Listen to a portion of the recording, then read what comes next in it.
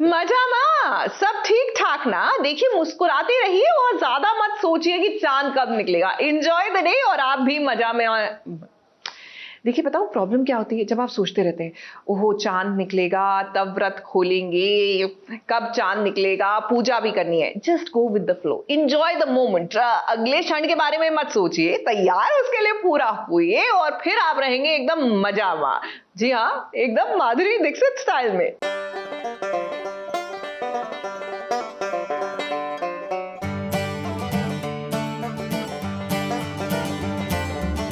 तो क्या लगता है कि माधुरी दीक्षित का बिगेस्ट कंपटीशन कौन था? माई सेल्फ, क्योंकि मैंने खुद से ही कम्पीट किया है हमेशा। You can not compete with someone else. Sikandar ने पूछा है माधुरी जी का फर्स्ट पे चेक कितना था? बाप रे, अब तो मुझे याद भी नहीं है। एक चाल में पला बड़ा हूँ मुंबई के, तो हमारे दीवार में ना फफोले बड़े आ जाते थे। तो मैम का जो 1 2 3 वाली जो अदा है ना, वो हमारे दीवार पे कई साल। माई सरनेम इज दीक्षित। तो मुझे स्कूल में पूछते थे आप माधुरी दीक्षित के कुछ लगते हैं, तो मैं बोलता था अगर मैं लगता तो आपके साथ नहीं आनी। और मैं बोल ये गलत है। हेलो नमस्कार, मैं हूँ राज दीक्षित और आप सभी का स्वागत करता हूँ एबीपी न्यूज़ में। दोस्तों मैं बहुत खुश हूँ आज, क्योंकि मैंने कभी नहीं सोचा था कि इस not so called famous Dikshit को द माधुरी दीक्षित के साथ मजामा पूछने का मौका मिलेगा। तो माधुरी मैम मजामा? एकदम मजामा। तो हमारे साथ है the one and only Madhuri Dikshit and director Anand Tiwari. Welcome to ABP news. Thank you so much, धन्यवाद। हम लोग बात कर रहे थे जी। जब हमने फिल्म देखी और जब वो पॉइंट आया आपके कैरेक्टर का जो उजागर हुआ एक तरीके से, जी। बहुत ब्रेव चॉइस, बहुत ब्रेव डिसीजन, बिकॉज आपके जैसी एक इतनी बड़ी अदाकारा के लिए ये एक ब्रेव चॉइस ही मानी जाएगी। तो आप इजीली कन्विंस हो गए या आनंद सर को टाइम लगा आपको कन्विंस करते? नहीं, मुझे नहीं लगता ज़्यादा टाइम लगा, क्योंकि जब मैंने कहानी सुनी और जिस तरीके से लिखी गई थी और जैसे कैरेक्टर्स थे, पल्लवी का जो कैरेक्टर था मुझे बहुत अच्छा लगा। और मुझे ऐसा लगा कि ये कहानी है जो कहनी चाहिए। You know, it's the need of the hour, and I think we need this should be said, and it's a story that needs to be told. So I was very convinced about the script. Anand ji, वो मैं जानना चाहूँगा वो वापस अगर आप recall कर सकें कि जब आपने इनको पहली बार सुनाई कहानी और आपके दिमाग में क्या चल रहा था, और जब उन्होंने यस बोला तब? तो क्या होता है ना, कभी कभी जब आप एक कहानी लिखते हो तो बड़ा हम राइटर्स क्या करते हैं कि एक दिमाग में एक चेहरा रख लेते हैं या एक स्टार को रख लेते हैं। वैसे तो हम जब भी कोई कहानी लिखते हैं तो माधुरी दीक्षित का चेहरा सबसे पहले आता है आपके जहन में। तो जब मजामा की राइटिंग भी चल रही थी तो हमारे दिमाग में था कि उम्मीद करते हैं कि पहले जब पूरी हो जाएगी, हम प्रोड्यूसर्स मिल जाएंगे, हमारे साथ में अमेज़ॉन जुड़ गए, उनसे भी हमने बातें की और हमने कहा, उन्होंने कहा who do you want to take it to. तो हमने कहा कि यार देखो, एक तो छोटा मुंह बड़ी बात, माधुरी दीक्षित से बात करते हैं। तो उन्होंने कहा हाँ ज़रूर, हमें भी बड़ी पसंद है, तो क्यों ना। तो मैं जब इनको मिलने गया ना, तो मेरे लिए बहुत, मैं नरेशन करता हूँ, मैं अपनी कहानियाँ खुद बोल के सुनाता हूँ, अपने एक्टर होने का थोड़ा सा फ़ायदा उठाता हूँ मैं। तो मैं जनरली नरेशन बड़े फर्राटेदार कर देता हूँ, मुझे कहानियाँ याद रहती हैं मेरी पूरी डायलॉग्स के साथ। पर मैम के सामने में बैठा ना तो मुझे बहुत सारे गाने मेरे जहन में आने लगे और मैं बोल ये गलत है, दिमाग तो चुप हो जा, है ना, नरेट करते समय। तो मैंने इनको कहा भी कि देखिए बहुत सारे आपके गाने भी मेरे जहन में आ रहे हैं, तो मैं उन सबको साइड में रख के, शायद ये नरेशन गड़बड़ हो पर कहानी बड़ी अच्छी है, आप कहानी पे ध्यान दें, मेरे नरेशन पे नहीं। और लकीली वो नरेशन ठीक ठाक हो गया। इनको मुझे ऐसा लगा जब मैं नरेट कर रहा था, क्योंकि हम थिएटर वाले हैं तो ऑडियंस से समझ जाते हैं कि ये कहानी आपकी ठीक पड़ रही है या नहीं। तो मुझे लगा मेरा वो शो ठीक गया। तो मैम के साथ फिर जब हमने दूसरी बार इंटरेक्शन किया और उस कहानी को लिखने के बारे में और क्यों हम उनको अप्रोच कर रहे हैं और क्यों ये चीज़ें ज़रूरी हैं, उस सब पे बातें करना शुरू किया। तो आई थिंक वो मेरे लिए तो बहुत ही फास्ट प्रोसेस रहा। आई डोंट नो उनका क्या थॉट प्रोसेस था इनको हाँ कहने का, पर मेरे लिए बहुत ही ये एक ड्रीम कम ट्रू था। ऑफ कोर्स मतलब कहने की तो बात ही नहीं हो। मैं आपसे वही पूछना चाह रहा था, क्योंकि आप एक्टर रह चुके हैं, एक्टर हैं अभी भी, डायरेक्ट भी करते हैं। आपने भी स्कूल कॉलेज में अपने बुक्स के ऊपर जब माधुरी मैम की फोटोज कवर के रूप में चढ़ाए होंगे, क्या उस वक्त सोचा था कि आप इन्हें डायरेक्ट करेंगे? जो दीवारों पे चढ़ाते थे, तो मैं एक चाल में पला बड़ा हूँ मुंबई के, तो हमारे दीवार में ना फफोले बड़े आ जाते थे। तो फिल्मी सितारे होते थे और स्पोर्ट्स स्टार्स होते थे, जिनकी वजह से तो मैम का जो 1 2 3 वाली जो अदा है ना, वो हमारे दीवार पे कई साल थी। जब तक वो टूट कर एक नई बिल्डिंग ना बन गई, वो हमेशा थी। तो मेरे लिए उस 2D इमेज से फाइनली मैम को मिलना, और सीधे तब मिलना जब मैंने नरेट कर रहा हूँ। जनरली ये होता है कि आप थोड़ा बहुत जब काम कर लेते हैं तो कहीं कहीं देख लेते हैं दूर से आप सितारों को। मैम को मैं कभी देख नहीं पाया था, तो मैं सीधे इनके घर पे पहुंच गया, उनके लिविंग रूम में बैठा हूँ, वहाँ से माधुरी दीक्षित आपके सामने आके बैठ रही है।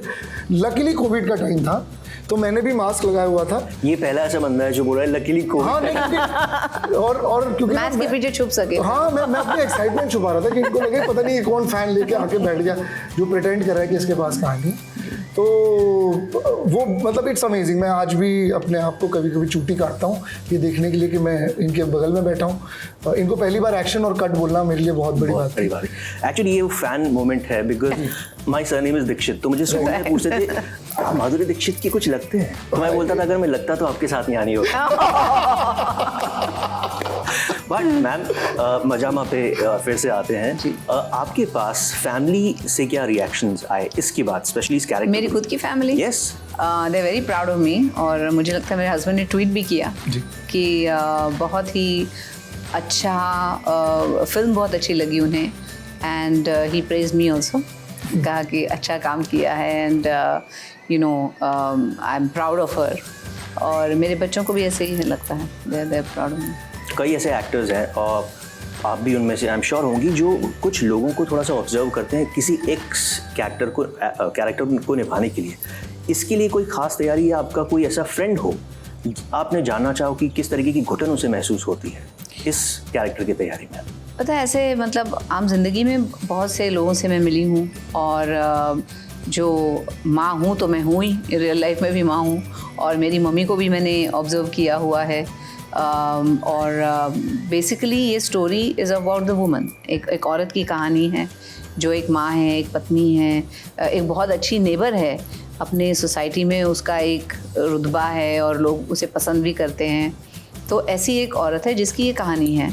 और मुझे इस फिल्म में ऐसे लगा कि हर औरत का एक जर्नी है। जो भी औरतें हैं इस फिल्म में, चाहे वो सिमोन हो, चाहे वो शीबा चड्डा हो, तो सबकी एक जर्नी है।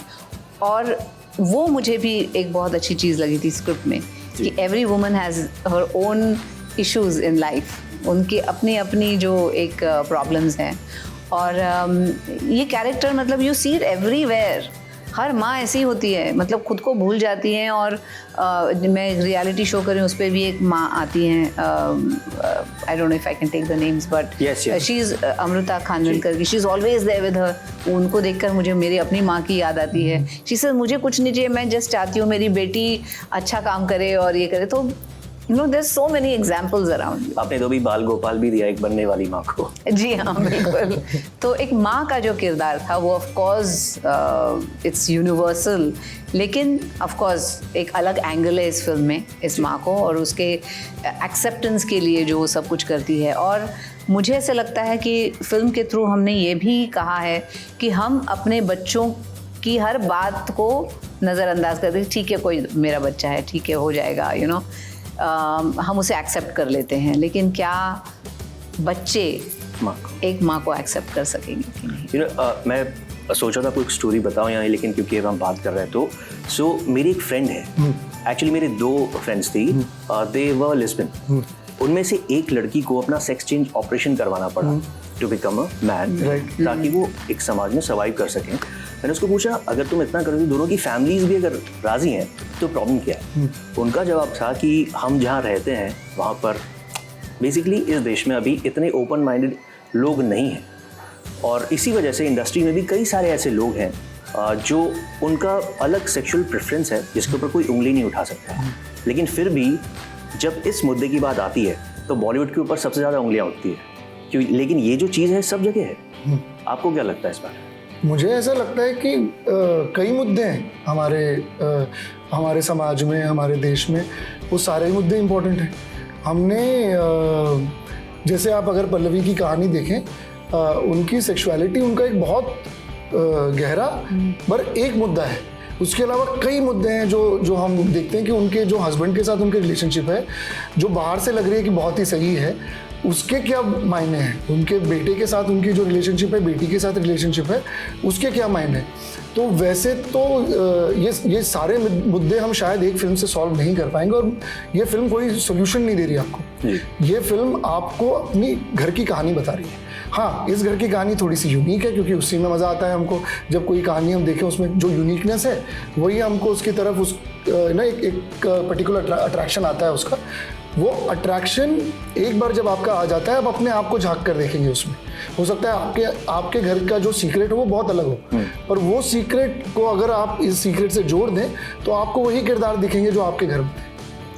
मैम, ये जो पल्लवी का कैरेक्टर है, क्योंकि फिल्म थी और ये बहुत ही अच्छी बात है कि इसकी एंडिंग बहुत ही अच्छे नोट पे हुई, एक सीख के साथ हुई। लेकिन अगर रियल लाइफ में कोई पल्लवी अगर आप जानती, आपको लगता है कि इस तरीके से उसकी कहानी का एंड होता? वेल, मैं इसीलिए फिल्म बनी है actually. The film is about acceptance. तो हम फिल्म के थ्रू कहना चाह रहे हैं कि इट्स ओके। मतलब एक ये छोटी सी, मतलब उसके लाइफ का एक छोटा सा हिस्सा है। What she does with her life वो ज़्यादा इम्पॉर्टेंट है, कि वो क्या कर रहे हैं अपनी ज़िंदगी में, वो कैसे लोगों को एक्सेप्ट कर रहे हैं, उनका इम्पैक्ट क्या है, लोगों को अपनी लाइफ में क्या कर रही हैं। That is more important than this small thing. It's a very small thing in your life. तो through the film we are saying कि पल्लवी के फैमिली ने उसे एक्सेप्ट कर लिया कि ठीक है, इट्स ओके। और वाकई मतलब कौन सा बड़ा क्या हो जाएगा, इट्स ओके। अगर फैमिली एक्सेप्ट करती है तो फिर लोगों को एक्सेप्ट करना ही पड़ेगा। इनफैक्ट अभी हम लोग यहाँ पर एक सेशन था, मैं ऑडियंस को बताना चाहूँगा, जिसमें कई सारे लोग LGBTQ कम्युनिटीज़ थे। तो आपका उनके साथ कैसा कॉन्वर्सेशन रहा, क्या क्या बातें आपने जानी, कैसा रहा? वेल, मेरी ज़्यादा बातें डायरेक्टली तो हो नहीं पाई, लेकिन through my director I came to know a lot of things. हम डिस्कस करते थे तो मुझे बताते थे ऐसा है, मेरा कॉन्वर्सेशन हुआ, ये उस कॉन्वर्सेशन से निकला। एंड हम ऐसे आंखें बंद करके तो नहीं बैठे, हम भी दुनिया देखते हैं। हम इतने सारे मतलब लोगों के एक्सपीरियंसेस होते हैं जो लोग हमें बताते हैं, या फ्रेंड्स के थ्रू कुछ पता चलता है कि ऐसा हो गया या वैसा हो गया। So all these things you have to be very aware. तो हम भी अवेयर हैं और हमें सब पता है कि क्या हो रहा है हमारे अराउंड। तो एक उपजा थी हमको, we know a few things, so just use that when you are doing the movie. इनके बारे में मैंने भी ऑब्जर्व किया है और सुना भी कि काफ़ी लिरिकल डायरेक्टर है, ऐसा ये टर्म मेरे एक फ्रेंड ने बोली थी यार। तो बाकी मुझे लगा हाँ, क्योंकि बैंक बाजा बारात, देन बंदिश बैंडिट्स, मजामा, फिर से शायद बंदिश बैंडिट्स। तो आप अपने डायरेक्शन के गीतों के साथ ऑडियंस को लेकर जा रहे हैं, आपका कैसा था एक्सपीरियंस इनके साथ? नहीं, बहुत अच्छा एक्सपीरियंस है। ही is a very very good director, और खुद एक्टर होने की वजह से उन्हें हर कैरेक्टर का सुर पता है कि क्या होना चाहिए। So he is a very good guide to ये पूरे फिल्म में he is been a very very good guide, जिन्होंने हर एक के परफॉर्मेंस को कहीं नहीं तो क्या होता है कभी कभी कुछ ओवरडन हो जाता है, तो he is kept it very strong. और पल्लवी का कैरेक्टर भी ऐसा है कि लोग उनके इर्द गिर्द बहुत कुछ हो रहा है, लेकिन she is like very calm, she is very sedate, she is very, और बहुत स्ट्रॉन्ग भी है अंदर से, लेकिन she never expresses it with words. It's always her eyes which will express, it's always her looks, it's always। तो वो जो कैरेक्टर में था, क्योंकि उनके अराउंड जैसे सिमोन का आउटबर्स्ट इज फैंटास्टिक, लेकिन पल्लवी से वो आउटबर्स्ट नहीं आ सकता था, बिकॉज दैट्स नॉट हर। फिर शिबा जी का एक आउटबर्स्ट है विद हर हस्बैंड, जब मेरा लाई डिटेक्टर टेस्ट कर रहा है, तो वहाँ पे वो कहती हैं अपने हस्बैंड को, सुना देती हैं कि क्या मतलब मेरी लाइफ में भी क्या तुम इनको पूछ रहे हो, तुम खुद से पूछो, अपने आप से पूछो कि तुमने ऐसा किया है। तो those things where she is affecting everybody's life around her. तो हर एक आदमी अपने ट्रूथ बाहर निकाल रहा है कि ये मेरा सच है, अब आप बताओ क्या बोलने वाले हो ऐसे। इनफैक्ट जो वो सीन है जब सिमोन जी का कैरेक्टर और आपका कैरेक्टर दोनों मिलते हैं इतने सालों बाद, और ऑडियंस को वो फ्लैशेस कनेक्ट होते हैं कि अब चीज़ें हो रही है, तो वो सीन जब आप देखते हैं तो आप हिल जाते हैं अंदर से। जब आप लोग परफॉर्म कर रहे थे तो आपके दिल में क्या चल रहा था, बिकॉज आप तो कैरेक्टर निभा रहे हैं लोगों के लिए, आपको भी वो कहीं दर्द महसूस हुआ? यस, ऑफ कोर्स, तभी तो फेस पे आता है ना, you feel that pain.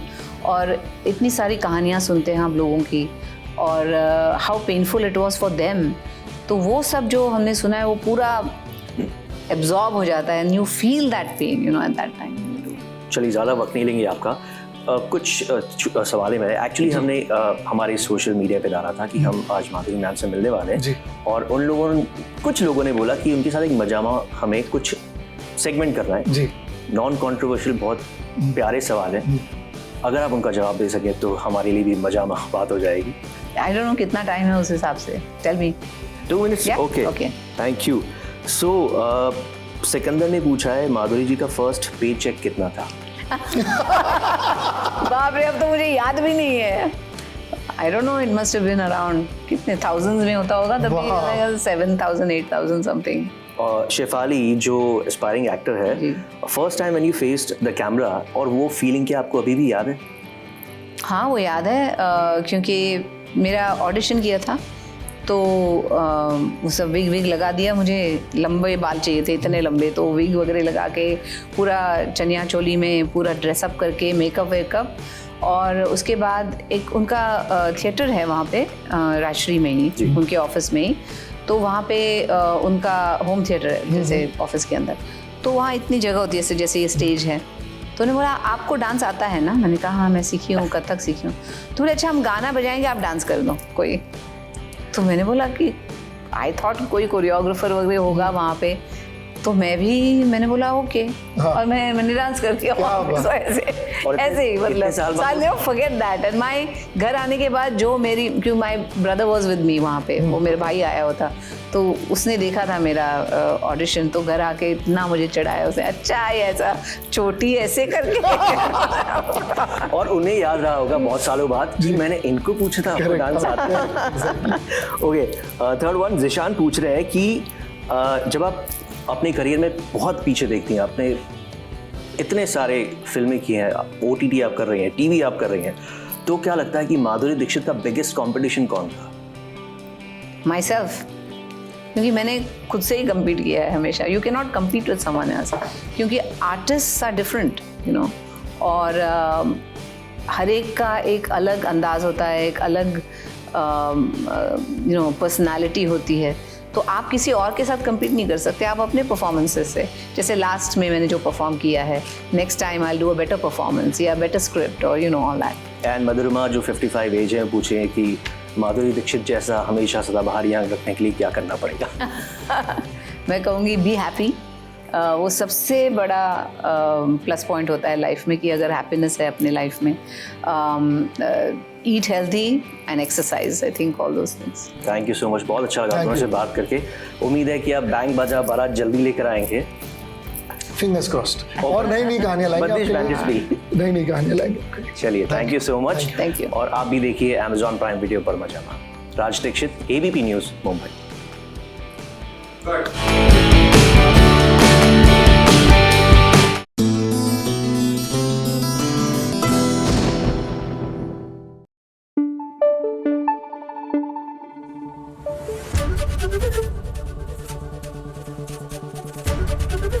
ABP news आपको रखे आगे।